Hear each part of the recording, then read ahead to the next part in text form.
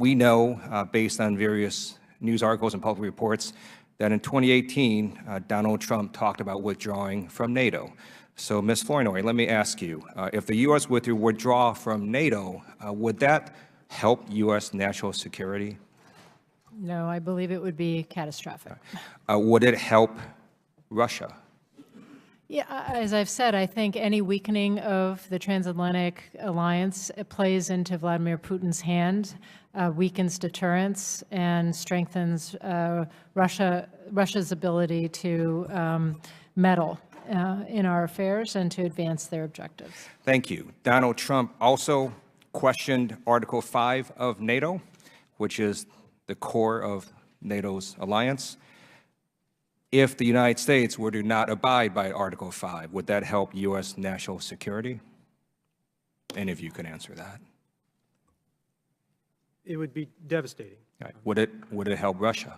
Absolutely. All right.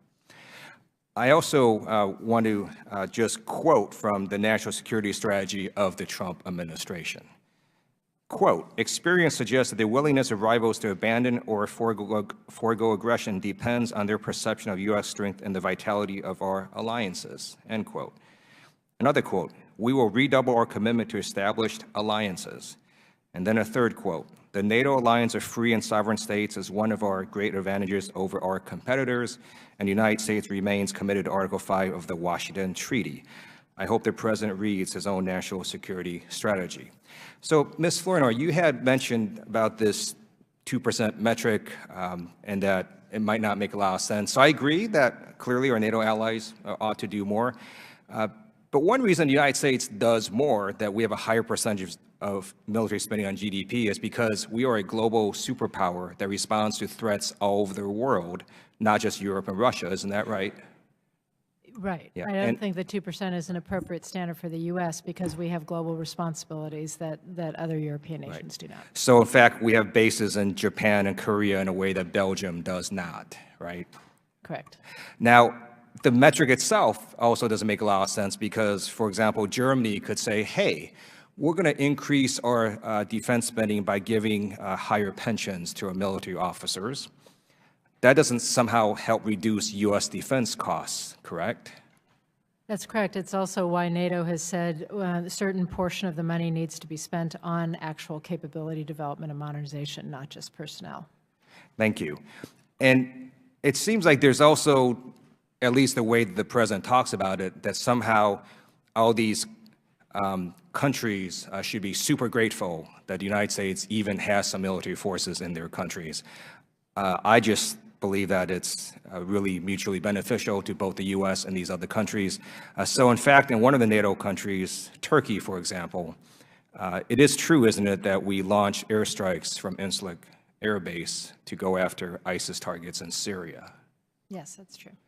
And these NATO countries having our forces there allows us to project force in a way that we otherwise could not. Isn't that right? Yeah, the forward basing is very much in service of U.S. interests in addition to benefiting NATO.